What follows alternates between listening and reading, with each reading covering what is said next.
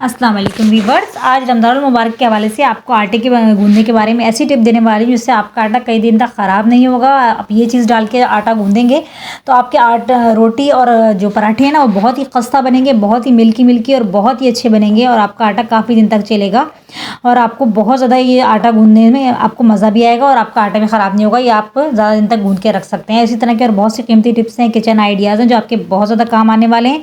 आपके पैसों की बचत करेंगे, आपके वक्त की बचत करेंगे। तो वीडियो को इसके बिल्कुल मत कीजिएगा। चलते हैं सबसे पहले टिप की तरफ। सबसे पहले टिप मेरी बैग के हवाले से। जब भी हमें कहीं बाहर जाना होता है तो क्या होता है कि हम इसमें काफ़ी चीज़ें रखते हैं अपनी, खासतौर पे जब हम इसके अंदर, मैं तो जब भी जाती हूँ तो नेल कटर ज़रूर रखती हूँ कि नेल कटर कहीं भी जाकर ज़रूरत पड़ जाती है हमें, कहीं अचानक से जैसे घर से बाहर जाएँ, किसी के घर जाएँ, हमें ये 2-3 दिन के लिए रहने जाएँ तो नेल कटर की ज़रूरत पड़ जाती है। बैग के अंदर हम ये चीज़ें छोटी छोटी होनी चाहिए। तो क्या होता है कि जब हम बैग के अंदर इसको रख देते हैं तो ये छोटी सी चीज़ होती है तो बैग के अंदर ही गुम हो जाती है। तो आपने क्या करना है, सेफ्टी पिन के अंदर इस तरह से इसका जो सुराख होता है उसके अंदर सेफ्टी पिन लगा के और बैग के अंदर इस तरह से अटैच कर देना है। तो इससे ये होगा कि आपकी चीज़ घूमेगी नहीं। जब भी आपको ज़रूरत पड़ेगी आप फ़ौरन से आपको मिल जाएगी। आप देखेंगे बैग खोलेंगे और आपको मिल जाएगी, क्योंकि छोटी सी चीज़ है ना, बैग के अंदर डालो तो गुम हो जाती है। और दूसरी जो अहम चीज़ है वो है हमारी घर की चाबियाँ। ज़रूर हम जब बाहर निकलते हैं तो चाबियाँ ज़रूर लेके जाते हैं और चाबियाँ भी हम बैग के अंदर डाल देते हैं तो वो चाबियाँ फिर मिलती नहीं है, 1 घंटा लग जाता है ढूंढने में। वो भी आपने यही करना है कि आपने सेफ्टी पिन लेनी है और इस तरीके से आपने अंदर की तरफ से इस तरह इसके कपड़े के अंदर आपने लगा देना है। उसके अंदर लगा दें या फिर जो उसके अंदर वाली जिप है ना उसमें भी आप अटैच कर सकते हैं। उसके अंदर सुराख होता है ना जिप के अंदर, उसके अंदर भी लगा के रख सकते हैं। इस तरीके से आपका टाइम वेस्ट नहीं होगा और आपको फ़ौरन से अपनी चाबी है, नेल कटर है, इस तरह की छोटी छोटी चीज़ें जो बैग के अंदर डालो तो गुम हो जाती हैं और फिर हमें बैग को पूरा खाली करना पड़ता है, तो वो नहीं करना पड़ेगा और फ़ौरन से आपको चीज़ मिल जाएगी। बहुत ही अच्छी और मज़ेदार सी टिप है। नेक्स्ट टिप की तरफ चलते हैं। नेक्स्ट टिप मेरी इस तरह तकिए के हवाले से। क्या होता है कि जब कभी हम लोग तेल वगैरह लगा लें रात में और तकिए पे लेट जाएं रात में सोने के लिए तो तकिए के ऊपर एक बहुत गंदा सा निशान पड़ जाता है तेल का। धुलने के बाद भी कभी कभी वो निशान साफ़ नहीं होता है और बहुत बुरा लगता है। तो इसके लिए आपको एक टिप बताने वाली हूँ कि अगर आपने रात में तेल लगाया है या बच्चों के सर पे तेल लगाया है तो आपने उनके तकिए को किस तरह से सेफ रखना है। आपने क्या करना है, आपने कोई भी पुरानी शर्ट ले लेनी है। इस तरह की टी शर्ट होती है, पुरानी होती है, फट जाती हैं, बेकार हो जाती हैं, हम उनको फेंक देते हैं। देखें मेरे पास भी ये टी शर्ट है जो कि थोड़ी सी फट गई है, बेकार हो गई है, पुरानी हो गई है। तो हमने पुरानी टी शर्ट कोई ले लेनी है और इस तरह से तकिए के ऊपर चढ़ा देनी है, जिस तरह से मैं चढ़ा रही हूँ ना। तो ये हम जब चढ़ा देंगे ना तो उसके ऊपर जब लेटेंगे ना, बच्चे सर रखेंगे या हम खुद भी अगर लेटें तो इससे होगा कि तेल का जो धब्बा है, तेल का जो निशान है वो उस टी शर्ट के ऊपर ही आएगा और तकिए का कवर हमारा साफ़ रहेगा और बिल्कुल सेफ़ रहेगा, महफूज रहेगा। रात को आप इस तरह से चढ़ा के सो जाएं और सुबह इसको उतार दें तो आपका तकिया बिल्कुल अंदर से साफ़ निकल आएगा। है ना कितनी मज़ेदार सी टिप। इस तरह की छोटी छोटी टिप्स अपनाकर हम अपनी ज़िंदगी को आसान बना सकते हैं, अपने टाइम की और पैसों की बचत कर सकते हैं। चलते हैं नेक्स्ट टिप की तरफ। नेक्स्ट टिप मेरी टमाटर के हवाले से। मैं पहले भी टमाटर के हवाले से काफ़ी टिप्स आपको बता चुकी हूँ, बल्कि पूरी एक वीडियो बना चुकी हूँ टमाटर को सेव करने के हवाले से, क्योंकि टमाटर आजकल सस्ते हुए हैं। लेकिन आज जो ये टिप बता रही हूँ ये और भी ज़्यादा यूनिक है और इसके अंदर आपको ज़्यादा मेहनत भी नहीं करनी पड़ेगी।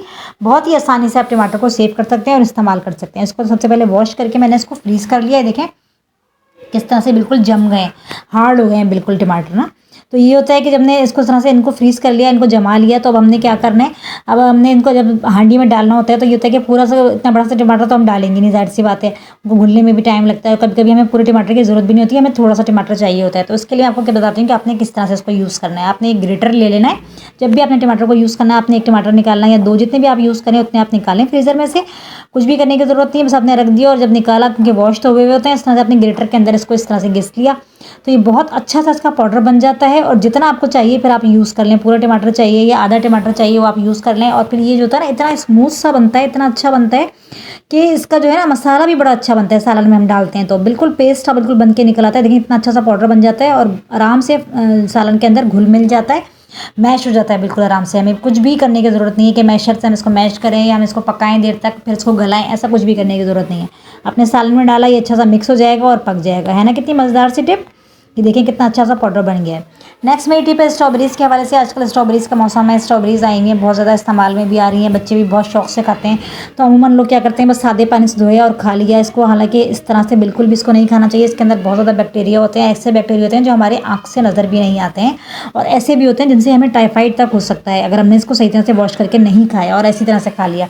तो आज आपको इसको वॉश करने का तरीका बताती हूँ। आपने आइंदा से इसी तरह से वॉश करना है। अपने बच्चों को और अपने आप को बीमारियों से महफूज रखें और इस तरीके से वॉश करें जिस तरह से मैं आपको बता रही हूँ। जब भी स्ट्रॉबेरीज़ आए आपने क्या करना है, आपने एक बाउल में पानी ले लेना है, टैप वाटर आपने लेना है और उसके अंदर आपने डालना है सिरका, 1 चम्मच सिरका जो हमारा वाइट विनेगर किचन में इस्तेमाल होता है ना, वो हमने ले लेना है और वो डाल देना है। इसको अच्छे से मिक्स कर लेना है इसके अंदर ना। अगर ज़्यादा स्ट्रॉबेरीज़ हैं तो आप बड़े बाउल के अंदर ज़्यादा पानी ले लें, मेरे पास इतनी ज़्यादा नहीं है।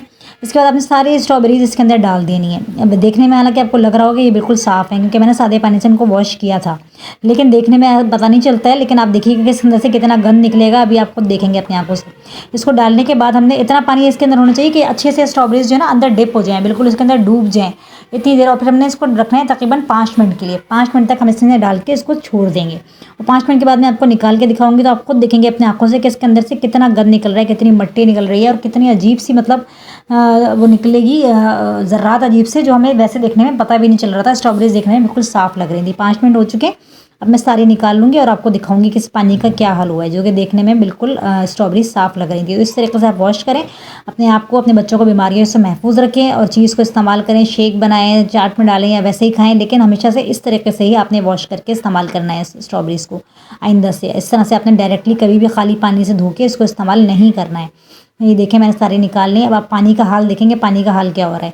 शायद कैमरे में इतना ज़्यादा नज़र भी ना आ रहा हो जितना ये वैसे मैं देख रही हूँ। इसके अंदर देखें कितने काले काले से ज़र्रात नज़र आ रहे हैं, और बहुत ज़्यादा नज़र आ रहे हैं। ये इतने ज़्यादा पानी भी गंदा हो चुका है, और ये ज़र्रात भी इसके अंदर बहुत ज़्यादा है। इससे पता चल रहा है कि स्ट्रॉबेरीज़ के अंदर कितना गंद था, जो कि हम खाते हैं तो हमारे पेट में ऐसे कैसे चला जाता है। तो हमेशा से आपने इस तरह से वॉश करना है आइंदा से, और फिर अपने बच्चों को देना है, और फिर आपने किसी भी चीज़ के अंदर इस्तेमाल करना है। तो इस तरह से ये टिप जो है ना बहुत ही अच्छी टिप है, ज़रूर ट्राई कीजिएगा।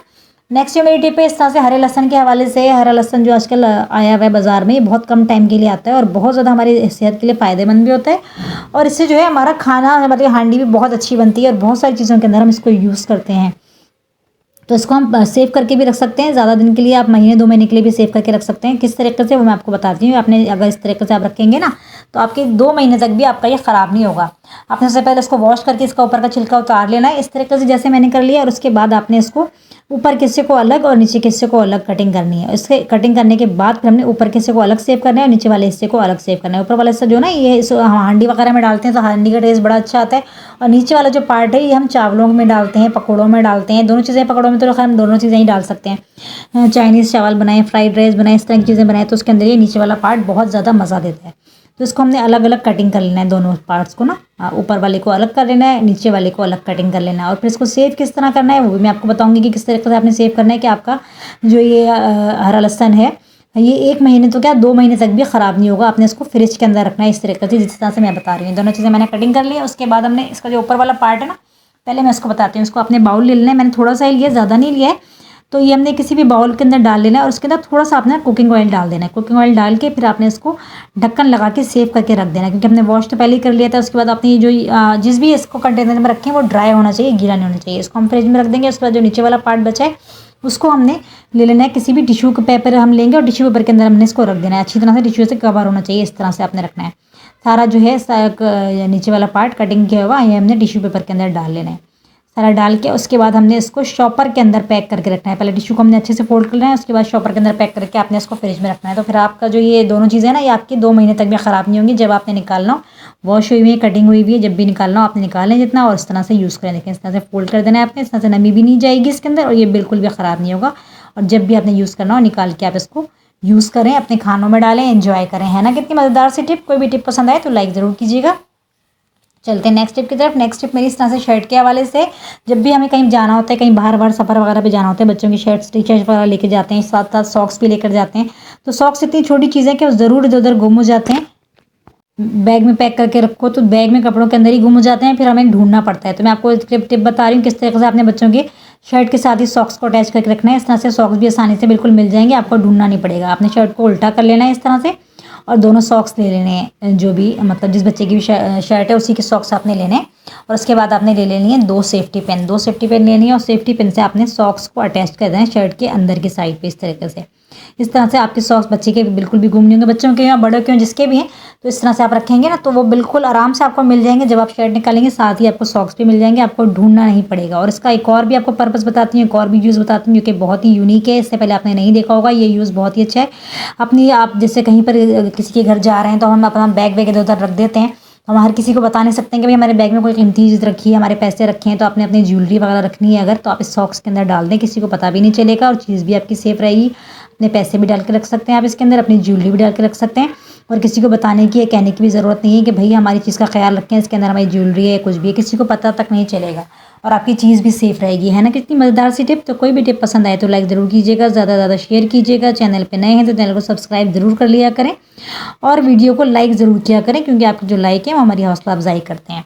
चलते हैं नेक्स्ट टिप की तरफ। नेक्स्ट टिप मेरी आटे के हवाले से है। रमज़ान मुबारक में आटा गूंदना एक बड़ा काम है, क्योंकि और भी बहुत से काम होते हैं, इबादत भी करनी होती है, तो आटा बराबर तो हम नहीं गूंद सकते हैं। तो ऐसी चीज़ डालें कि ज़्यादा दिन आपका आटा चले भी और बहुत ही सॉफ्ट पराठा बने, अच्छी चपाती बने और आपको बहुत मज़ा आए खाने में, और आटा भी आपका काला ना पड़े। तो उसके लिए आपने ले लेना है दूध। जब भी आपने आटा गूंदना है दूध से गूंदना है, उससे जो है ना आटा बहुत ज़्यादा सॉफ्ट बनेगा और पराठे बहुत अच्छे मिल्की मिल्की से बनेंगे, बहुत ही खस्ता पराठे बनेंगे, बहुत अच्छी नरम रोटी बनेगी। और दूध अगर आपको लगता है कि जैसे दूध आजकल महंगा भी है और हर चीज़ में हम नहीं इस तरह से डाल सकते हैं, और चाय वगैरह के लिए भी चाहिए होता है, हर किसी के घर में तो इतना दूध नहीं होता है, तो फिर आपने क्या करना है कि आधा दूध लेना है और आधा पानी ले लेना है।